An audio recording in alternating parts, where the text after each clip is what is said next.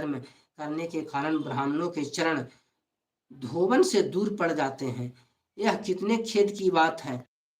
ही हूँ निरंतर गेह में आसक्त होने के कारण भी मैं पाप रूप से ही तो गया हूँ। इससे स्वयं भगवान ही ब्राह्मण के श्राप से रूप में मुझ पर कृपा कर करके लिए पधारे हैं। यह श्राप वैराग उत्पन्न करने वाला है, क्योंकि इस प्रकार श्राप से संस्कारक्त पुरुष भयभीत होकर विरक्त हो जाते हैं। ब्राह्मणों, अब मैंने अपने चित्त को भगवान के चरणों में समर्पित कर दिया है।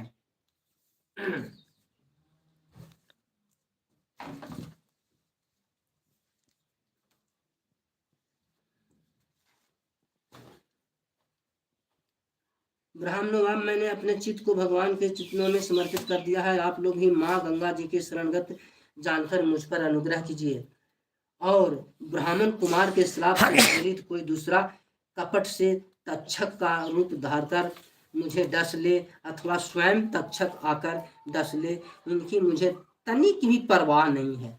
आप लोग कृपा कर करके भगवान की रसमयी लीलाओं का गायन करें।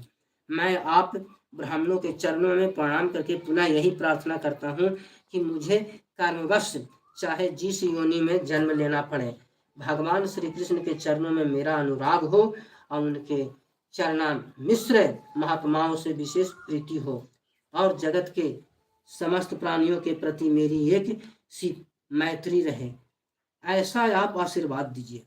महाराज परीक्षित परम धीर थे। वे ऐसा दृढ़ निश्चय करके गंगा जी के दक्षिण तट पर पूर्वाग्र कुशाग्रों के आसन पर उत्तर मुख होकर बैठ गए।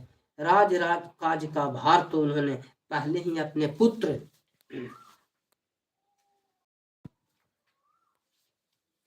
जन्मेजय को सौंप दिया था। पृथ्वी के एकमात्र सम्राट परीक्षित जब इस प्रकार आमरण अनशन का निश्चय करके बैठ गए, तब आकाश में स्थित देवता लोग बड़े आनंद से उनकी प्रशंसा करते हुए वहां पृथ्वी पर पुष्पों की वर्षा करने लगे तथा उनके नगारे बार बार बजने लगे। सभी उपस्थित महर्षियों ने परीक्षित के निश्चय की प्रशंसा की और साधु साधु कहकर उनका अनुमोदन किया। ऋषि लोग तो स्वभाव से ही लोगों पर अनुग्रह की वर्षा करते रहते हैं।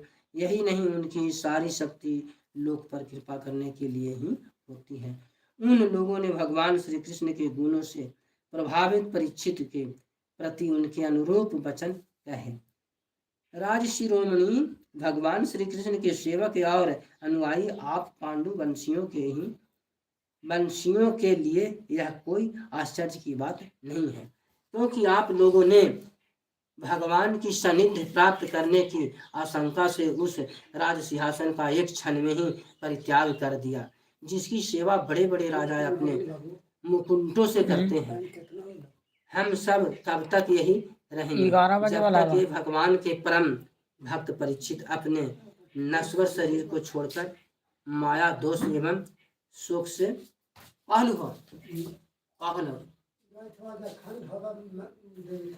अच्छा। झंडा फहरा